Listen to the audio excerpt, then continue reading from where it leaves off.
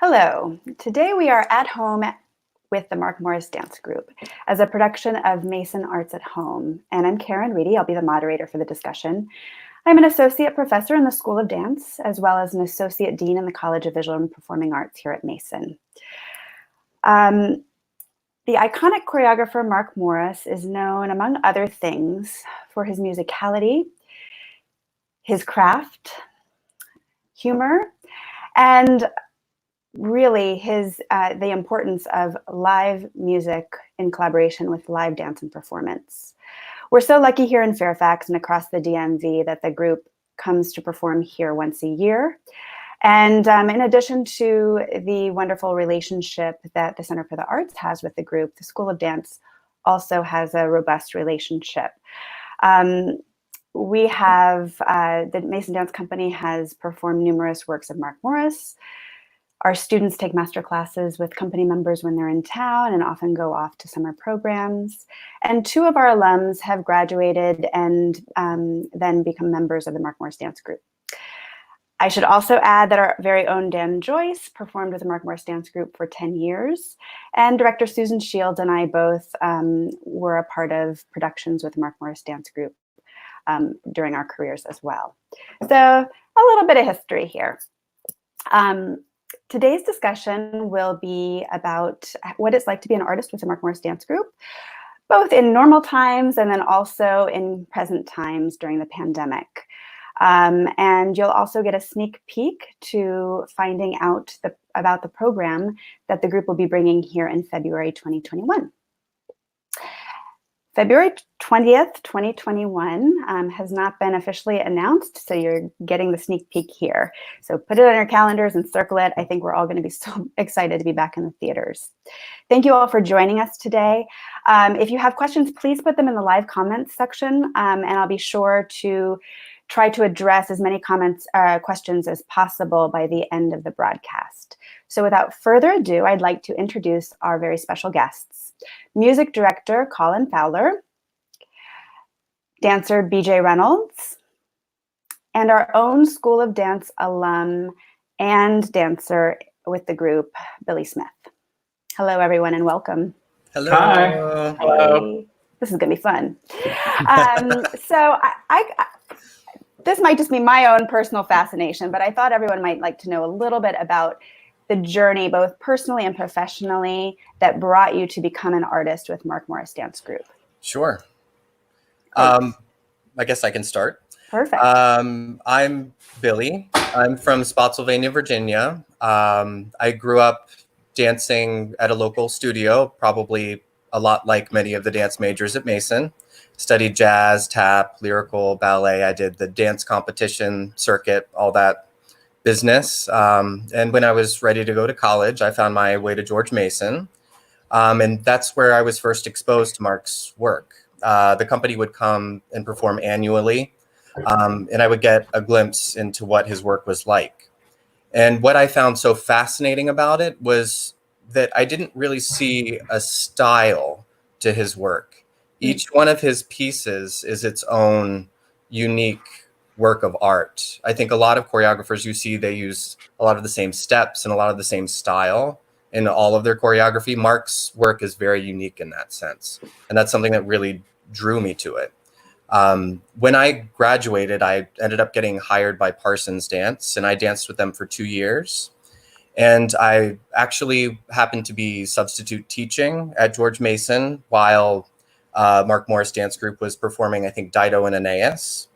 And I don't know who invited me. It might have been Dan, it might have been Rita. I got invited to take company class, and I took company class 2 days in a row. And I got a call from Nancy Umanoff 2 days later, I think, offering me a sup gig for L'Allegro. And I did L'Allegro, I think, 2 times, and the Hard Nut one. And I was also dancing for David Parsons at the same time, and it became this kind of like juggling act. And I had to make the decision, I want to do this full time because this is where I want to be. And I had a meeting with Nancy, and she offered me an apprenticeship, and the rest is history. Fabulous. What year was that? Did I join Mark Morris? 2010. I graduated Mason in 07. Great. 10 years. Amazing. Nice. Yep. Hi, BJ? I'm BJ. I grew up in Greenville, South Carolina. I started dancing at the age of 11 and trained predominantly in ballet. That was sort of what was offered in my area. Upon going to high school and graduating, I sort of wanted to switch gears and get more into contemporary dance. So I applied and got into SUNY Purchase, and that's where I received my BFA in dance. And while at SUNY Purchase, I had Megan Williams as one of my professors in dance. She was a former Mark Morris dance group member, and that's sort of where I got the Mark isms, if you will, with his approach to technique and dance. She would really, recite a lot of what he had cultivated within his own company to us. And so that was really interesting to have that sort of experience without meeting him. After graduating, I ended up dancing for John Higginbotham when he founded Dance Higginbotham. And John is also another former company member. And it was interesting because I think through John, I was able to meet Adrian Bryant, who is now working with Mason. And I was exposed to other people that were in the company at that time. And I saw some of Mark's work, and I felt that what was interesting and compelling in his work was that there was a technical aspect. And that was sort of something that I wasn't seeing a lot in dance at that time. I think a lot of modern dance can be a little freeform without rhythm or approach. And I think Mark was very clear in that when he decides he wants something that's not rhythmic, we have to go really pure opposite. Usually his thing is musicality, and I appreciated that. So I got lucky, and there was an audition they were looking for two men. I auditioned in 2012, got hired after a 2-day cattle call audition, and started working in January 2013. And I've been there since. Fabulous.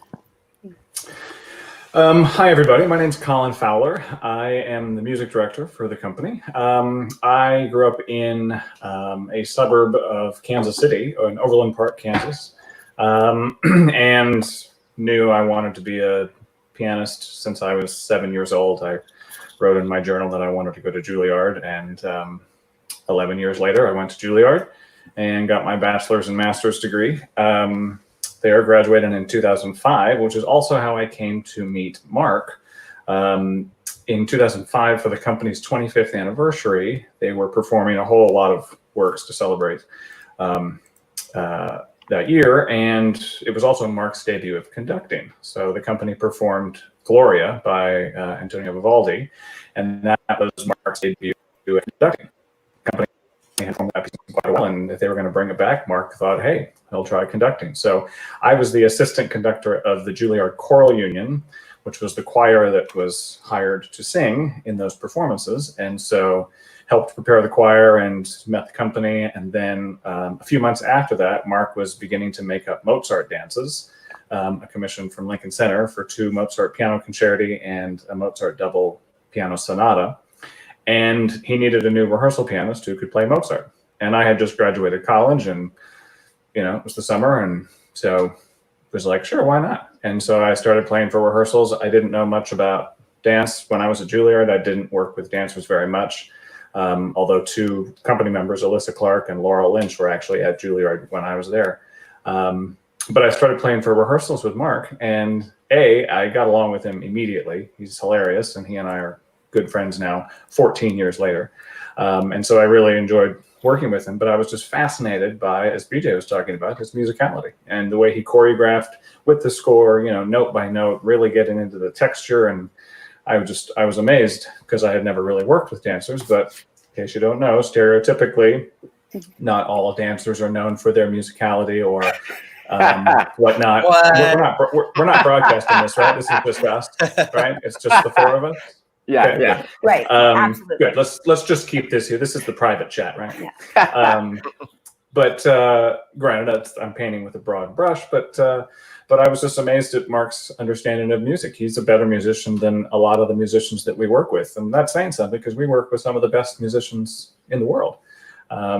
And so anyhow, it was, I've been working with the company ever since. I started as the rehearsal pianist for Mozart dances back in 2006, and have been performing with the company since 2007, and have been the music director since 2012. So I'm old. No. Thanks, Bill. Thank you. That was a little long before you said that. Thank you. And this can go to all three of you or a couple of you. Can you take us through what a season is like with the group? Rehearsals, performance, touring, in a normal time. Mm-hmm. Anytime before the last couple months. I think I look at our schedule as kind of two different things. The first thing being when we're in the city rehearsing and creating and putting work together. And then the other thing being when we're on the road. I would say we do, what would you say, Colin, like 30 to 60 shows a year? Yeah, that's about right. I mean, we typically about 4 to 6 months. A busy year would be 6 months performing and touring, and sometimes 3 or 4 depending on, and sometimes they're spread out, sometimes they're condensed. It depends. Yeah, and we will have usually no more than 2 weeks off at a time. I think a lot of companies will have a whole month or two off, in the summer. Usually we work pretty much all year long, which is amazing. And we'll have a week off every couple months or something like that. When we're rehearsing, we take a ballet class, usually a ballet class in the morning every day from 10 to 12, 10:30 to 12. And then we rehearse all the rest of the day from about noon until 5:30, putting work together, creating new work with Mark. Yeah. And then when we're on the road, that schedule can vary immensely depending on what show we're doing. So if we're doing an evening length show like L'Allegro or Dido or the Hard Nut, we tend to take a full day of tech or dress before we open. But if we're doing a repertory show, we can, be in the theater all day from, 11 a.m. until we do the first show at 8 p.m. So we're there 12 plus hours. Okay. Anyone else want to chime in? Okay. Yeah, that sums it up. Okay, so now part of it, to me, in that a regular year, is that it's 1 month and you have a week of rehearsal, and Mark will be working on a new dance. I'm having a little difficulty hearing Colin. Is anyone else? Yeah. A little technical difficulty. We didn't hear you, Colin. I'm sorry. No. A little louder, maybe? Sure. Any better? It sounded like something just cut out, like your mic or something. Yeah. Switch headphones as well. Anyway, it wasn't that interesting. Okay. Well, let's move on, and hopefully we can get the audio figured out here. So next thing is, I think of a lot of interest to dancers and non-dancers alike, is what is it like to be a part of the creative process of Mr. Morris? Creating a new work. The creative process, I think, varies depending on sort of the size of people, the number of dancers that he wants to work with. I think for the larger ensemble works, the process usually starts with he'll teach a few steps, and we'll do it to music as a group, and he'll start to look around because he's kind of trying to find what he's after. He doesn't quite know when he walks in the room. So he was watching us do a few phrases, and then he starts to notice, oh, I kind of like the way Billy does it or the way Dallas does it, and we try to emulate them. And that's sort of kind of the process with the larger works. With smaller works, I think there's a little bit more input within the dancers and their freedom of choice to sort of influence the work. If he's working with a trio or 6 people, I think there's a different level of connection that he wants from the dancers. I think he needs even more than what he would get with it's a larger dance of 12 to 15. I would also say that he usually starts working with the whole company before he casts the dance. So even if he already knows he wants to work with 6 people, he'll usually start working with the whole company to generate material and then kind of figure out maybe who he wants to have in the dance. But it gives the whole company an opportunity to be able to be a part of the process, which I admire. I think that's a good thing. It's really great. Yeah. Where are you brought into the process, Colin? As far as, because I'm sure your element of collaboration is in a whole different realm. Oh no! No. Is the volume on your computer up? It sounds like your mic is just Yeah.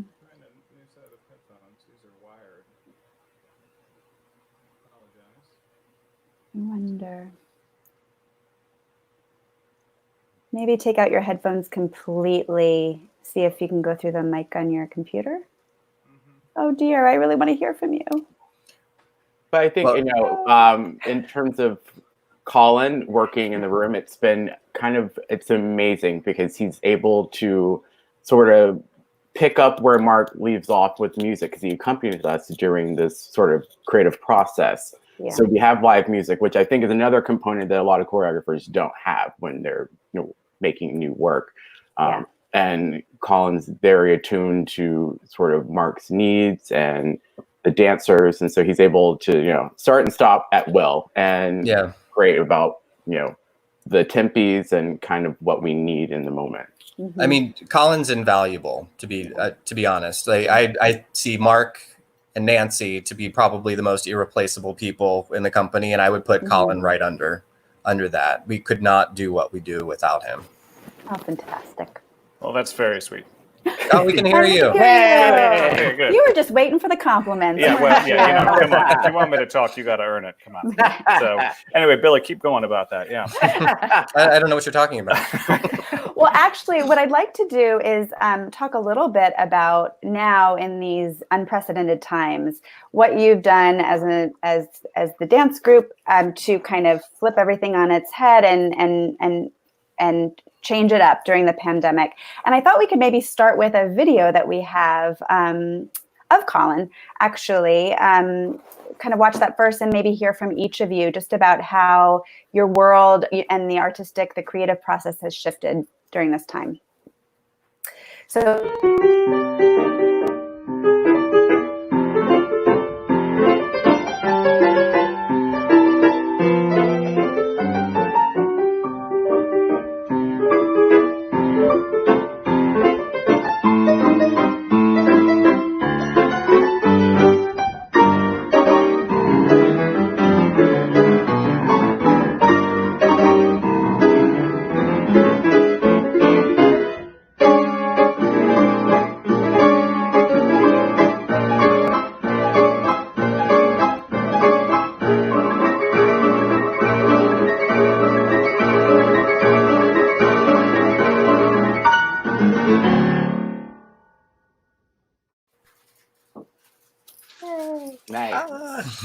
Colin, can you tell us a little bit about what we just saw? Well, we saw a really good haircut, is what we saw.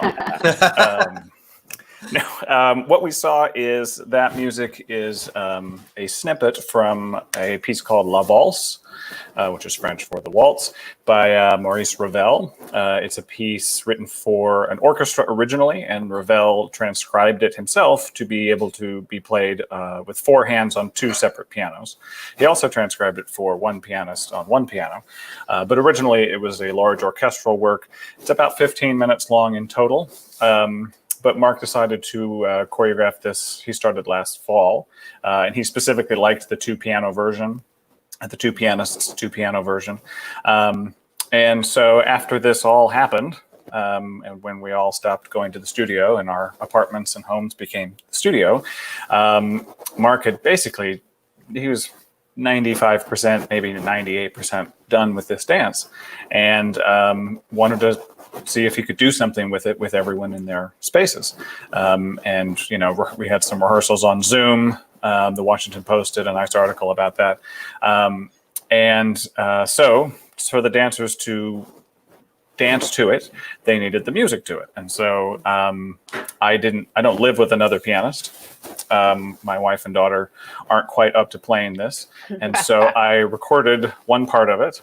And then while listening in a hidden AirPod in my left ear, played the other part and recorded it, and then put the videos together and sent it to the company, which then became our first sort of, I don't want to call it a COVID-19 project, but it was our first post-quarantine, post-pandemic, post-contagion, whatever, creative project. So this was the first thing that we did creatively together as a company.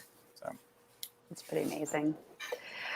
So the pandemic, you're staying at home now. So how did everything start? Kind of from the very beginning. From what I remember, you were on tour. Were you, or you were about to head out somewhere? Am I remembering that correctly? Were you supposed to be heading to the West Coast? To Spokane, yeah. We had a performance scheduled in Spokane, I believe it was March 10th, March 11th. It was almost 2 months ago. Yeah, I believe that's right. Seems like 5 years ago. Yeah. And so, yeah, we did that tour, and then we came back, and then this all hit. We came back on whatever that Thursday, March 12th was, and then no one ever saw anyone else again. And so in the weeks that the weeks that followed, I think we all were just trying to grasp the reality. The dance center was trying to get classes online for both kids and, intermediate ballet and advanced modern, and trying to get the school up and running. And as far as us and the company, I think, we were trying to figure out what we can do to still create work and do what we were doing and do what we love to do, and try to find something both for us and then to share with everybody else. So this La Valse is the first project that we did. And so in these rehearsals, and I'm sorry, I shouldn't be talking too much, Billy and BJ, feel free to chime in. But in these rehearsals, Mark, basically the goal was to take snippets of things that he made up and, to be blunt, try to figure out what people can do, A, by themselves, and B, at home. And so finding choreographic movements, and then putting that with the music, and then eventually having all the dancers film themselves, or having the dancers, whoever might live with them or whatnot, film them, and then they send it to me, and I edit it. And that's my new job now, is editing video and putting it all together in collaboration with Mark. We have Zoom meetings where he looks at Final Cut Pro and we move things around. And so that first project, it's called Lonely Waltz, and it will be premiered at our first virtual event on May 28th. There'll be 2 to 3 other video projects that we've been working on that we're not going to go into too much detail. But if you want more detail, then check it out. May 28th, there'll be plenty of links on the MMDG website. But La Valse, the Lonely Waltz, was the first project to sort of get us in the studio, even though it's via Zoom and apartments and iPhone cameras. Oh, nice. Yeah. There we go. I might add. Well, I just happened to have this by my... I just happened to have it by my desk. Oh, this old thing? From the dancer's perspective, can you speak a little bit to what taking classes like on Zoom, what the rehearsal process has been like for you on Zoom? Any anecdotes you want to share? Sure. I think dance is such a social thing. And when you are taken away from all the people you love and you're used to working with, the people who are basically your family, it's very difficult to stay motivated. So that's been probably the biggest challenge for me. And then you have the technical issues of learning a combination through a video screen with the delay in the music. Probably it's all these kind of things that you've had to get used to that it's been very difficult. But we're starting to get our rhythm and our groove with it. And I'm starting to be able to take ballet bar and feel good about myself by the end of it, which wasn't the case when this first started. I was like, what am I doing? This is so ridiculous. It felt like the Twilight Zone or something. In terms of creating now, I feel like we've been given more freedom than we've ever had in the creative process of things. we're so used to being in the studio with Mark and he's like, no, I don't like that. No, no, no. Or yes, I like that. And with this, he gives us a direction and we videotape ourselves, not knowing whether it's going to be liked or not, or appropriate or not. And we send it in to Colin and he and Mark look at it and we don't really know what they think about it. Colin. and then it gets edited or not into a video. So it's very different from how we're used to working. Yeah. Yeah. I mean, I think part of it too, it's like, the sheer fact that we're having to try and stay in shape in a confined space. It's very challenging. You have, if you're living with roommates, significant others, partners, that's also another element. Like we're always competing for the Wi-Fi. I'm like, you can't work right now. You can take class. It's a lot of negotiation happening, and I think that's oddly enough, that's sort of one of the notions of the Mark Morris Dance Group, because we're a group of people that we don't always think alike, but we have to constantly negotiate with one another to accomplish Mark's vision. So it's odd that we're sort of outside of the studio, but these, everyday human notions and ideas that he has are still, being implemented. Mm-hmm. If I can kind of hijack Karen's job and ask Billy and BJ a question. Please. To sort of follow up on what Billy said, I'm sort of curious because, yes, all of our roles have changed, and for us all to stay in shape and be prepared for when we come to the other side of this sooner rather than later, hopefully God. But as far as this creative process goes, The Lonely Waltz, the first project we did, was based on choreography that Mark made on humans in a studio, just like it used to be forever. But the projects that we're working on now are a little bit more abstract and less specific. So I'm curious what you gentlemen think and how it's different working with, because Mark is so specific in his choreographic direction. And now, since we're not all in the same room and the guidelines are, I would dare say, more open to interpretation or even your own creative influence on things. And I'm just curious do you like that? Do you hate that and can't wait to get back into the studio? Is it just something different? I'm just curious because I see what everybody does. So, and I comment on it to myself. So we'll save that for the private chat. Oh, okay. But anyway, I was just curious, since obviously that's a very different role as a dancer in Mark's company right now. Yeah. I mean, I think there is a certain amount of comfort that we have in how specific working with Mark is and how specific he is with what he wants. It becomes comfortable because you know exactly what is required of you in any moment usually. And this is something completely different. We get to kind of make some of the rules. And just like anything that's new, there's a little bit of fear attached to that. But once you start doing it and tackling it, it becomes a little more familiar and then it becomes fun. I've actually started to have a lot of fun with these assignments and projects. Good. Let me just share my screen and show everybody what you've been working on at home. Yeah, let's do it. What about you, BJ? It's certainly different. Unlike Billy, I am not a choreographer.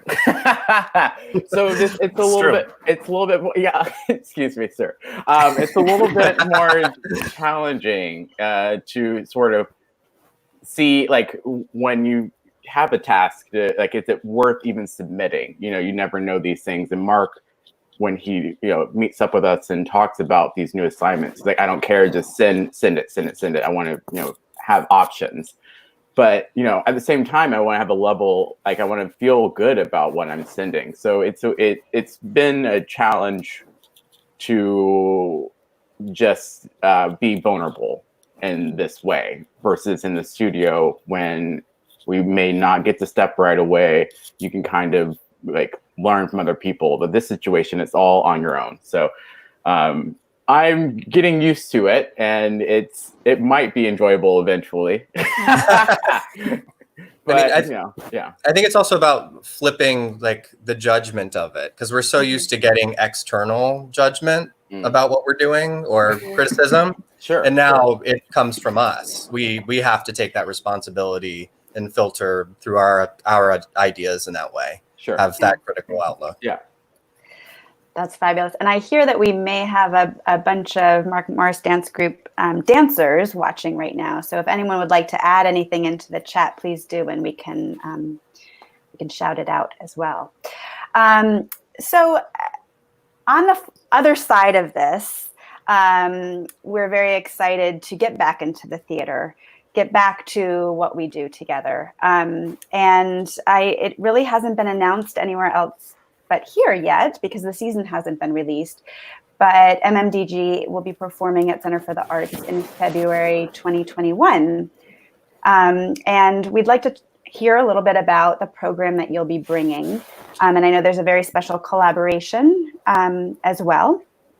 So I don't know if, why don't we start with a video? Let's start with the video of which is one of the works coming here.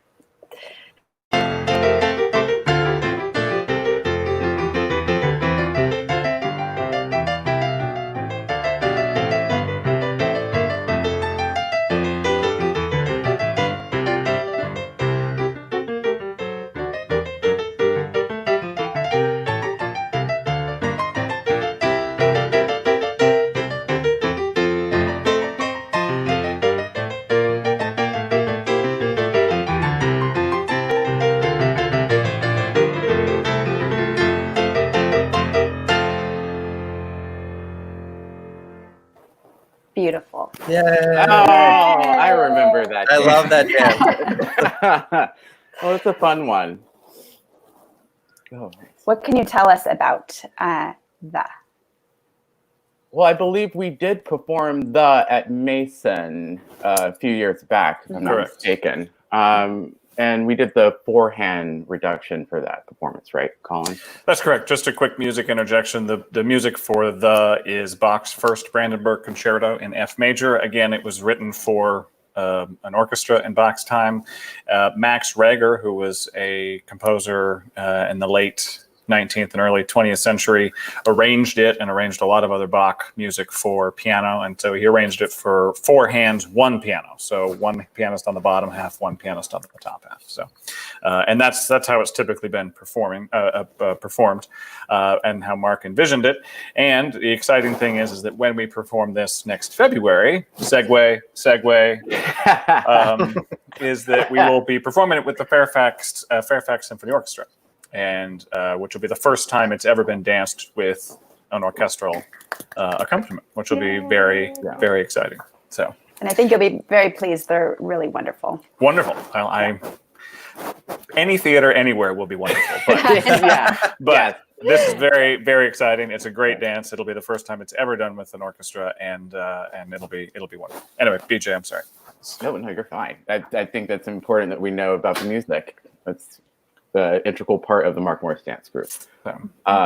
Yeah, I mean, it was a fun dance to perform. Trying to recall, how many movements are there? Did we do four? Yeah. Mm-hmm. Yeah, I think there's like the dance sort of takes you on a really interesting trajectory in terms of movement quality with this particular dance. I think it opens with sort of this jaunty, bright movement, and then you have a very slow movement that is like agonizing and horrible and beautiful, and then it shifts to this very regal third movement that's elegant, and then it closes with glorious unifying partnering steps. So it's joy. Yes, exactly. Mirth. So it's a lovely dance. I don't know, Billy, do you have anything else to say? That was pretty well said. Good job, BJ. Great. Colin, I believe that there's one other work that the Fairfax Symphony Orchestra will be with you for, with the dancers for. Can you talk a little bit about that? Yeah, it's a piece called Beaux, Beaux. It was a piece originally that Mark choreographed for, I believe, San Francisco Ballet. Yeah. Okay. And this will be the first time that the Mark Morris Dance Group will be performing it.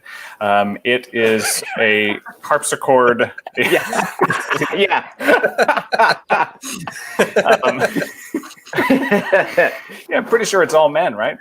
Oh, yeah. Yeah. So, the music is by Martin Nung. It is a piece for a harpsichord concerto, accompanied by a small orchestra, basically a string orchestra with a flute and a bassoon as well. So it's similar orchestra size to the Bach Brandenburg. So, but that'll be the first time the company performs it, and outside of a ballet company. And it's a really, really exciting piece of music and a really beautiful dance. But I'll let you gentlemen speak to the dance element. It's a very difficult dance. But it's really stunning, and I don't think we've done an all-male dance of that size. He did make another dance called Numerator a few years ago with 6 men, but this is ballet, so the vocabulary is really charged with that in terms of the movement lexicon. It's interesting. Yeah, I also think that's kind of been part of Mark's trajectory, is he's getting these dancers now that are have a higher level of ballet training, I would say. And so we are able to do more technical dances, and we've been able to incorporate more of his ballet work into our repertory. Can you tell me a little bit about the process, the difference in the process when you're learning something that's been created on, for instance, a ballet company versus the process that you've already described in the studio when he's creating on the group? Well, when we're learning like a work that he created for a ballet company, we learn Pacific, which he made on San Francisco Ballet as well. A few years back, we had Tina Vallant, who's a former company member, come in and set the dance. She was his rehearsal assistant when he created on the ballet company. So I think, well, I'm assuming it'll probably be a similar process with Bo in terms of restaging it and mounting it on us.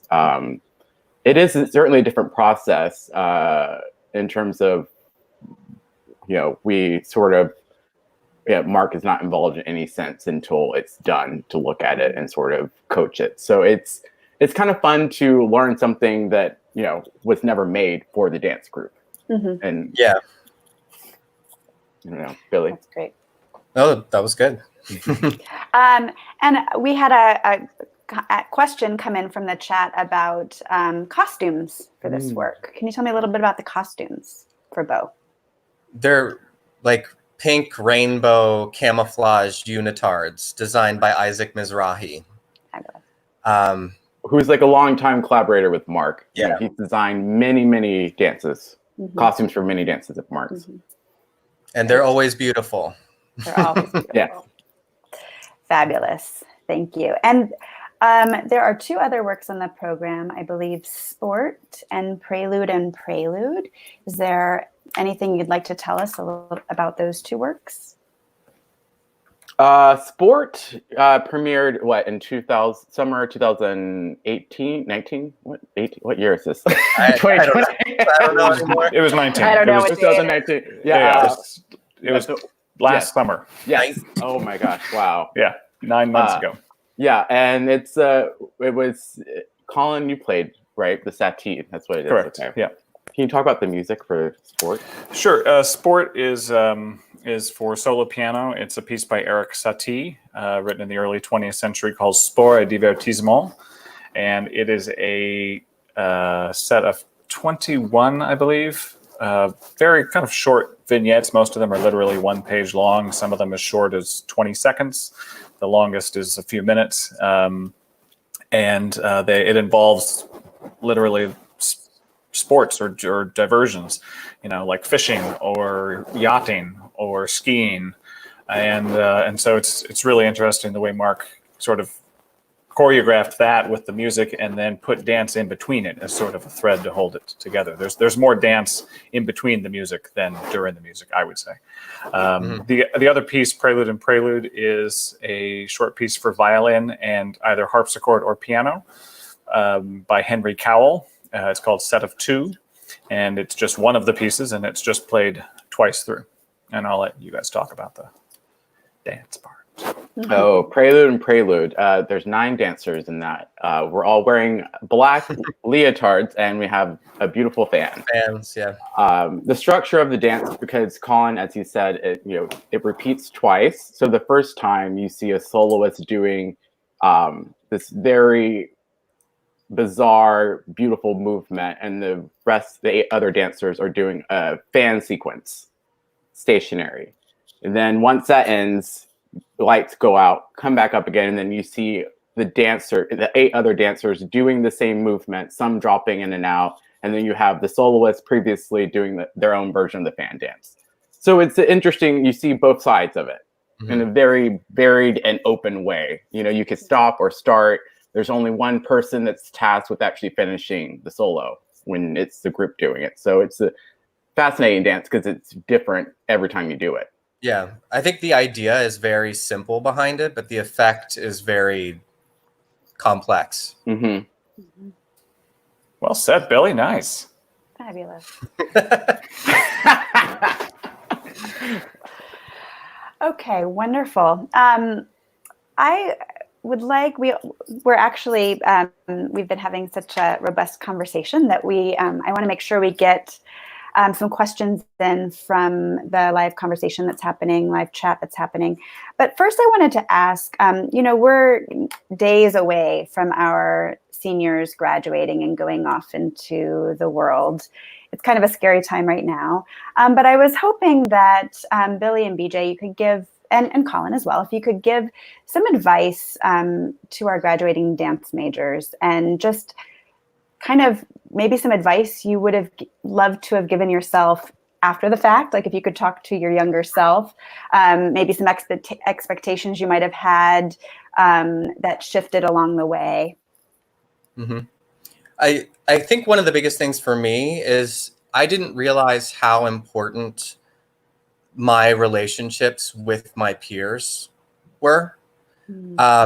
The people that they're dancing with now, the people who are they're graduating with, those are the people that they're going to be potentially working with, or the people who are potentially going to get them a job eventually. So I think it's important to keep and maintain the relationships that they have with the people around them right now.